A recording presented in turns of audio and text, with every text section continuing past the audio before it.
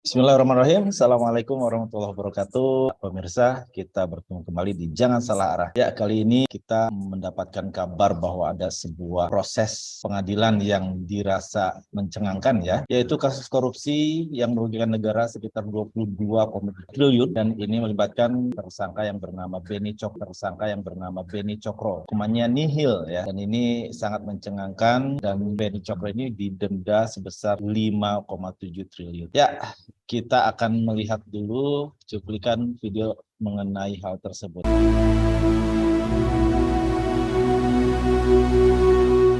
Majelis Hakim Pengadilan Tindak Pidana Korupsi atau Tipikor menjatuhkan vonis nihil terhadap terdakwa Beni Cokro Saputro dalam kasus korupsi pengelolaan dana PT Asuransi Sosial Angkatan Bersenjata Republik Indonesia atau PT Asabri Persero. Vonis ini dijatuhkan lantaran Beni sudah dihukum penjara seumur hidup di kasus PT Asuransi Jiwasraya. Sedianya, Beni dituntut hukuman mati oleh Jaksa Penuntut Umum atau JPU karena dinilai merugikan keuangan negara sebesar 22,788 triliun rupiah dalam kasus korupsi PT Asabri. Namun Majelis Hakim tak sependapat dengan tuntutan jaksa karena sejumlah alasan. Pertama, JPU dinilai melanggar asas penuntutan karena menuntut di luar pasal yang didakwakan. Kedua, JPU dinilai tidak bisa membuktikan kondisi-kondisi tertentu dalam kasus ini. Selain itu, hakim menilai tindak pidana yang dilakukan Beni terjadi saat negara dalam situasi aman. Adapun dalam vonis ini, Beni dijatuhi pidana tambahan berupa pembayaran uang ganti rugi kepada negara senilai 5,733 triliun rupiah. Sebagai informasi, Beni Cokro Saputro sebelumnya sudah divonis penjara seumur hidup dalam kasus korupsi PT Asuransi Jiwasraya. Majelis Hakim menyatakan bahwa mantan Direktur Utama PT Hanson Internasional itu terbukti bersalah melakukan korupsi hingga merugikan keuangan negara sebesar 16,807 triliun rupiah serta melakukan tindak pidana pencucian uang. Selain itu, dalam kasus ini Beni juga dijatuhi pidana tambahan yaitu membayar uang pengganti sebesar 6 triliun rupiah. Menurut Majelis Hakim, hal yang memberatkan bagi Beni adalah melakukan korupsi secara terorganisir dengan baik sehingga sulit mengungkapkan perbuatannya. Kemudian Majelis Hakim mengungkapkan Beni menggunakan pihak lain dalam jumlah banyak sebagai nomini dan bahkan menggunakan KTP palsu serta menggunakan perusahaan yang tidak memiliki kegiatan untuk menampung usahanya. Baik, itulah tadi cuplikan mengenai kasus Beni Cokro ya. Ya, kita akan berdialog dengan Bang Ahmad Nur Hidayat. Bang Batur, gimana nih melihat kasus ini? Kita tahu bahwa dia sudah dapat hukuman di kasus sebelumnya di asuransi ya selama seumur hidup begitu. Kemudian ada tambahan baru hukuman ya sudah tidak ada slot lagi mungkin sehingga jaksa menuntut hukuman mati. Gimana Bang? Jadi kasus Beni Cokro ini adalah sebetulnya kasus yang bisa menandingi kasus Beni Cokro ini adalah kasusnya Ferdy Sambo sebenarnya. Cuman sayang Ferdy Sambo dapat coverage media begitu hebat tapi Beni Cokro tidak ya. Banyak orang yang nggak kenal Beni Cokro wajahnya kan, tapi kalau Ferdy Sambo kenal semua kan. Nah itulah bukti bagaimana seharusnya jenis kejahatan yang serupa menurut saya ini harusnya mendapatkan coverage media yang serupa. Tapi kenapa Beni Cokro itu tidak? Nah, ini menariknya nanti. Terus kenapa kemudian di sidang yang kedua ini, ya, persidangan tentang penyalahan gunaan di Asabri itu malah tidak dikenakan biaya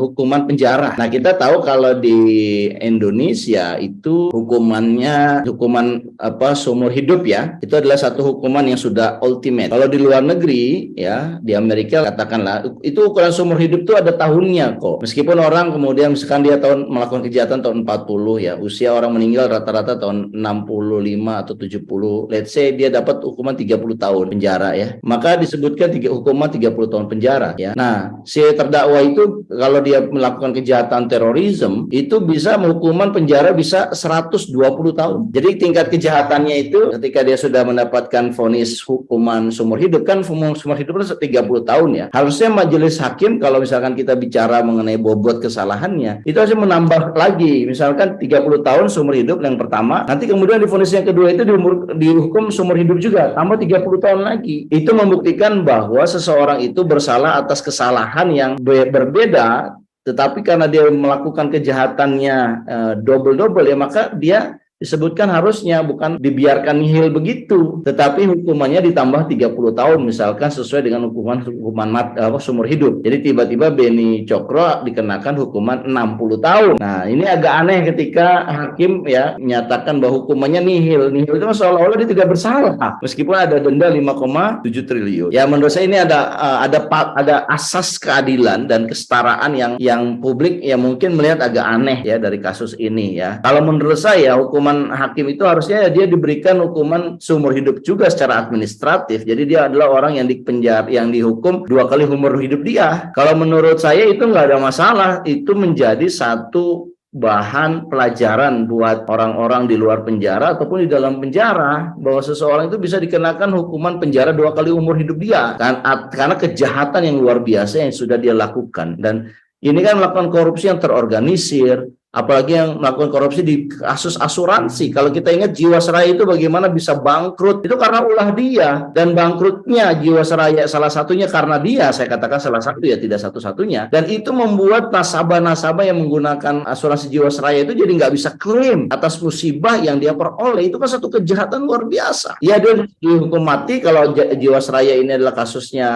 asuransi yang sifatnya adalah umum. Kalau ini kan tentara, Sabri ya kan, yang dikorup uang tentara, Anda bisa bayangkan. Dan harusnya menurut saya hukuman yang setimpal adalah hukuman mati juga. Jadi 2 kali hukuman penjara, mohon maaf. Bahkan kalau bisa ya, hukuman ultimate kan adalah hukuman yang istilahnya memberatkan dia dan menjadi satu pelajaran buat generasi yang akan datang untuk tidak melakukan kejahatan yang dia lakukan. Nah, ini menunjukkan salah satu yang menurut saya agak aneh dan tidak sesuai dengan rasa keadilan masyarakat. Nah, ini kalau kita lihat ya, ini ada infografis ya, Bro Eko. Ya, pertama ya, dia direktur utama Hansen International. Ya, ketika dituntut hukuman mati, ya, dia kan hukumannya penjara seumur hidup jadinya kan, gitu ya bro ya. Dan di sini kasus Jiwasraya infografis ini ya, itu dilakukan extraordinary crime, ya, dan kemudian vonisnya sudah jatuh ya, hanya hukuman penjara seumur hidup. Ternyata di kasus Asabri malah dia nihil. Nah, kalau menurut saya di kasus Asabri ini ya, secara publik dia harus diberikan satu tuntutan yang mungkin sama dan juga denda yang, kalau dendanya ini kan agak aneh. Menurut saya dendanya ini cukup sedikit ya dibandingkan dengan kerugian negara yang telah dia lakukan gitu. Jadi harusnya dia mengembalikan, meskipun di situ ada catatan kalau dia tidak mengembalikan uang ya, 5,7 itu seluruh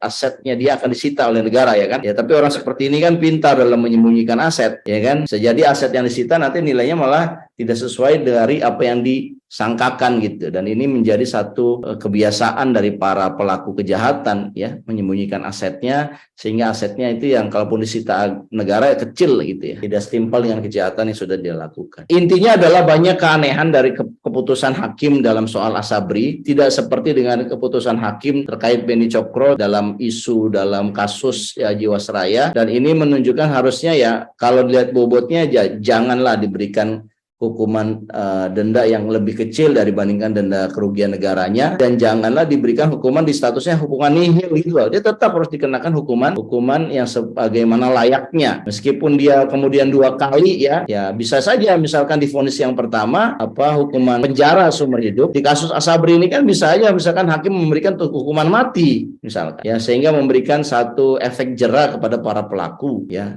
dalam hal ini adalah Beni Cokro. Saya kira itu mungkin komentar saya, bro. Karena memang seperti tidak ada slot lagi untuk menambah masa hukuman begitu. Memang saya kira memang wajar juga kalau seandainya jaksa penuntut umum menuntut dengan hukuman mati begitu ya. Karena memang sudah dihukum seumur hidup. Dan ini juga yang menjadi sebuah keanehan di mana kerugian yang lebih banyak dan dendanya jauh lebih sedikit. Kemudian selama masa hukuman seumur hidup itu kan dia diurus, dikasih makan dan sebagainya. Sementara masih banyak orang-orang miskin yang susah makan begitu, Bang. Ya. Setidaknya hidup dia di penjara masih terjamin begitu, Bang. Gimana Bang menurut Bang Madnur? Ya, saya kira kalau dilihat dari kejahatan Beni Cokro ya sampai 20 triliun, hukuman penjaranya nihil dan kemudian hanya dendanya 5,7, itu menurut saya memang tidak fair, tidak adil. Ya, beriku. Apalagi negara harus membayar makannya dia ya, buang kotorannya dia, itu kan ditampung oleh negara itu, di sepitek negara itu. Iya kan? Artinya saya ingin katakan bahwa ini mengganggu rasa keadilan publik, keputusan hakim ini.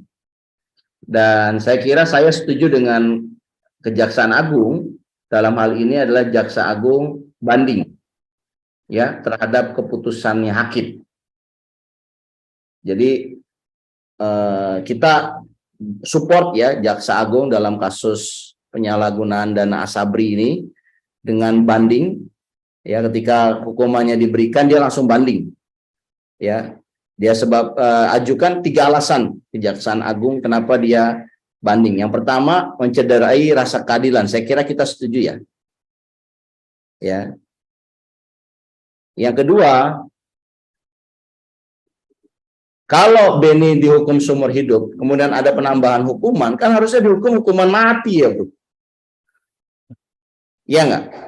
Itu kan doktrin hukum pidana. Jadi orang melakukan kesalahan, udah melakukan kesalahan itu udah divonis penjara seumur hidup, terus ada melakukan kesalahan yang lain, ya harusnya hukuman mati ya nggak? Itu kan baru asas keadilannya itu dapat gitu loh. Ya, dan saya kira kita harus mensupport ya agar pelaku-pelaku kejahatan, apalagi kejahatan yang canggih ya, kerap putih. Ini kan kejahatan yang susah diendus. Beda dengan kasus maling. Maling orang ditangkap ya, kalau dihakimin di jalanan ya dia resikonya mati. Kalau kejahatan kerap putih ini kan dia bisa mendapatkan lawyer ya enggak? Dari dia nyuri 20 T, dia minta hakim hanya 5,7 T. Ya, enak bener kalau maling gitu kan, dia maling 100 T dia kembaliin aja lah 20% gitu kan. Ya saya kira ini mengganggu rasa keadilan, dan banyak orang yang menduga hakim ya yang terlibat dalam kasus Asabri ini adalah terkena Markus di pengadilan. Markus itu singkatan dari mafia kasus. Ya ini perlu dilaporkan ya oleh masyarakat kepada Komisi Yudisial ini untuk menguji netralitas dan moralitas dari hakim yang memutuskan ini, karena memang ini agak aneh ya, kita melihat orang korupsi 20 triliun, apalagi korupsinya asuransi miliknya tentara. Bayangkan orang yang melayani masyarakat, melayani negara kan malah dikorupsi ya. Kita yang harusnya memberikan kalimat terima kasih atas layanan Anda, atas pembelaan Anda terhadap negara pada tentara-tentara kita, memberikan jasa yang setinggi-tingginya, tapi orang ini berani mengkorupsi gitu loh. Dana dari tentara ini, asuransi mereka untuk masa depan mereka, pensiun mereka, ya tunjangan-tunjangan hari-hari tua mereka. Padahal kemudian korupsi itu mengakibatkan kan negara yang dirugikan, dan mereka juga akan mendapatkan klaim yang kemudian tidak sebagaimana mestinya. Jadi menurut saya itu udah extraordinary, dan harusnya memang kalau sesuai dengan rasa keadilan, pertama ya dendanya 20 T ya 20 T lah. Bahkan lebih untuk meninggalkan efek jerah. Yang kedua ya hukumannya, kalau dia hukuman udah seumur hidup ya harusnya hakim ini memberikan hukuman mati, bro. Ya sebagai bentuk sesuai dengan etika dia melakukan pelanggaran berkali-kali yang tidak ada unsur istilahnya tobatnya. Saya kira itu ya, bro Eko. Oke, baik, itulah tadi saya kira sudah clear ya. Semoga penegakan hukum pemberantasan korupsi di negara kita itu tidak diberi stigma lemah ya, karena kita masih merasa prihatin ya sebagai masyarakat, banyak kasus yang sepertinya korupsi dimudahkan begitu ya hukumannya, ada dapat remisi gitu kan.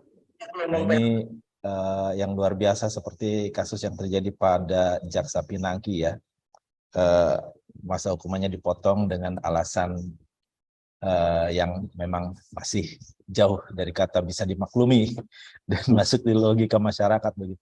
Ya. Nah, mungkin itu saja. Terima kasih pemirsa atas perhatiannya. Jangan lupa untuk like, share, komen, dan subscribe channel Ahmad Nur Hidayat. Bang Matnur, terima kasih atas pencerahannya. Kita ketemu lagi di topik yang akan datang. Saya tutup. Billahi taufiq wal hidayah. Assalamualaikum warahmatullahi wabarakatuh. Sampai jumpa. Sampai jumpa lagi. Assalamualaikum warahmatullahi wabarakatuh.